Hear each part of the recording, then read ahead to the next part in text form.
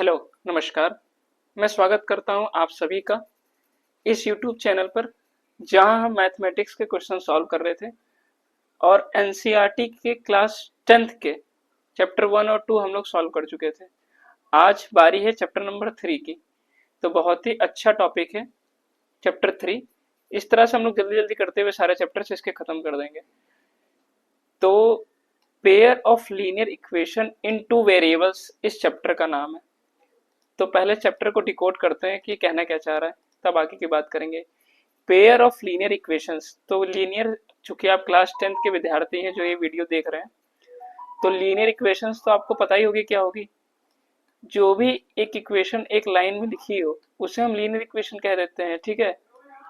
अब इस linear equation में दो वेरिएबल की बात हो रही है, variable number 1 and variable number 2। जिस एक लीनियर इक्वेशन में दो वेरिएबल होंगे उसे हम कहेंगे pair of linear equation in two variable.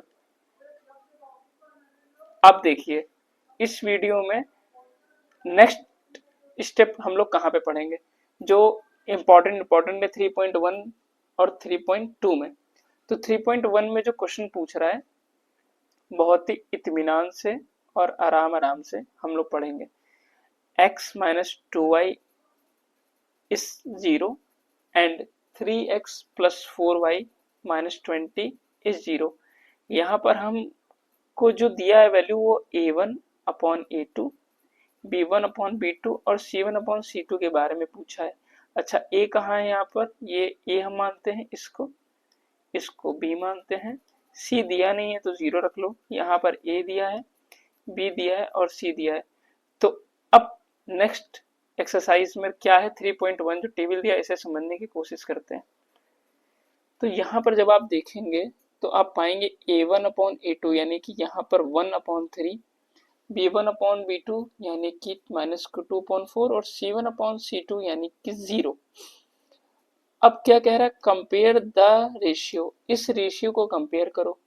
a1 upon a2 is not equal b1 upon b2। अगर ये कंडीशन बनती है तो जो ग्राफ पर लाइन बनेगी ना, इस ग्राफ पे जो लाइन बनेगी इस दोनों इक्वेशन से वो इंटरसेक्ट होगी, एक दूसरे को इंटरसेक्ट करेगी यानी कि प्रतिच्छेदित करेगी, कहीं काटेगी।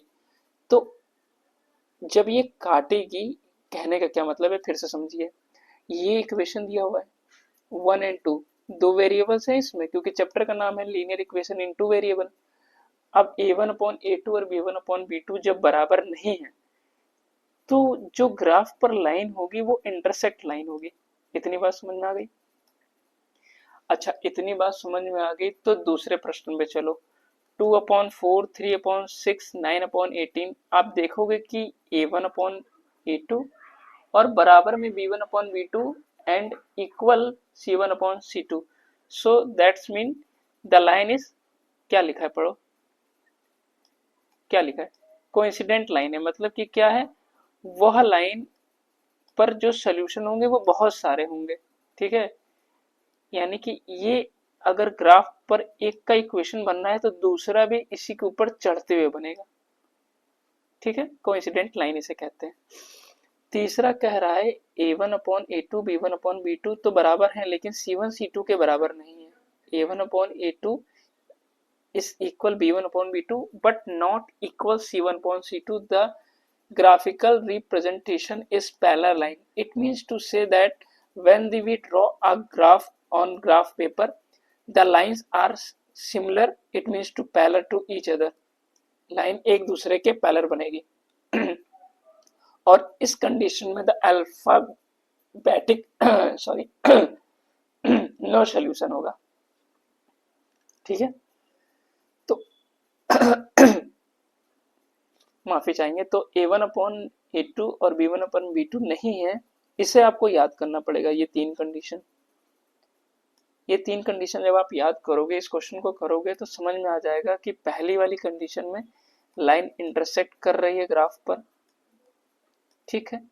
दूसरे वाले कंडीशन में कोइंसिडेंट लाइन का मतलब एक लाइन यहाँ है और दूसरी उसके ऊपर चढ़ रही है, और तीसरे बारे में लाइन पैरेलल है। बस इतना ही क्वेश्चन है 3.1 में और कुछ भी नहीं है। आइए क्वेश्चन पे चलते हैं।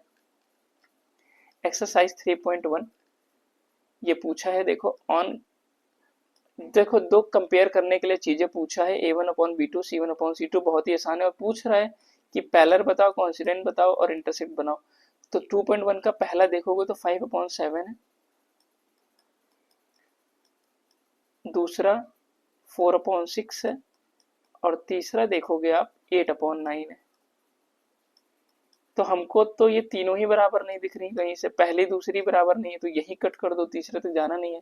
यानी कि जब एक दूसरे ये a1 a2 b1 b2 जब बराबर नहीं है, तो अब ऊपर चलो क्या पढ़ा था जहां पे बराबर नहीं है, देखो बराबर नहीं तो इंटरसेक्ट बनेगा, यानी यहाँ पे 3.2 का पहले का यहाँ आंसर हो जाएगा इंटरसेक्ट। बस इतनी सी बात थी, सिंपल सवाल क्वेश्चन।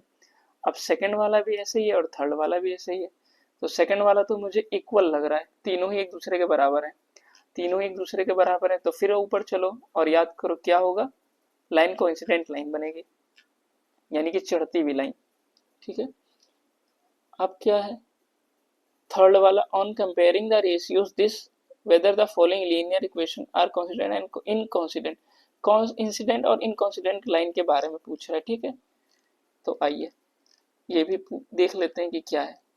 ठीक, the check graphical whether the pair of equation, graph के द्वारा समझाइए कि ये हो कैसे रहा है।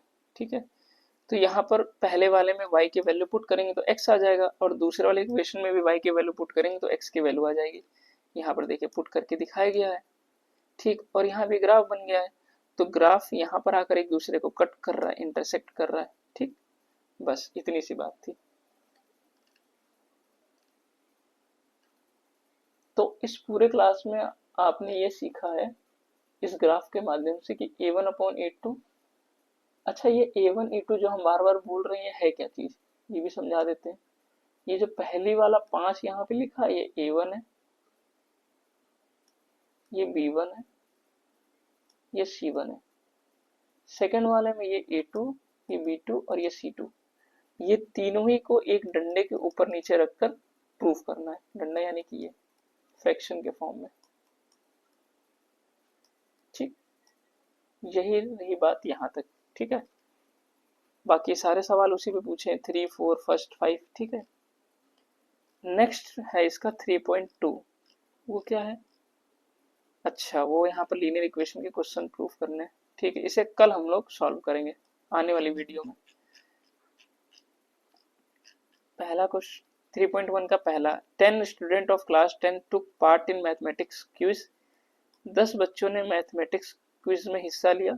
If the number of girl is 4 then more of the boys, अगर 4 लड़कियां ज्यादा हैं बॉयज के मुकाबले,